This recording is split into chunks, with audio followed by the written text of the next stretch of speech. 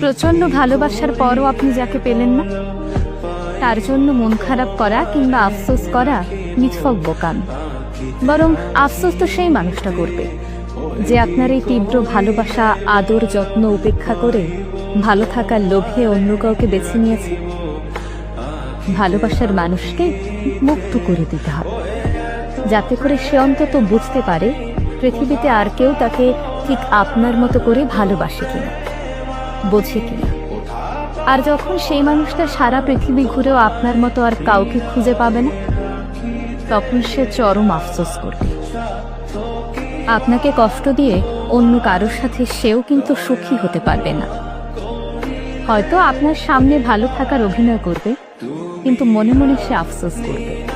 পৃথিবীতে সত্যিকারের ভালোবাসা এখন সত্যি দুর্লভ। আর যে কারো ভালোবাসাকে অবজ্ঞা করলো, সে নিজেও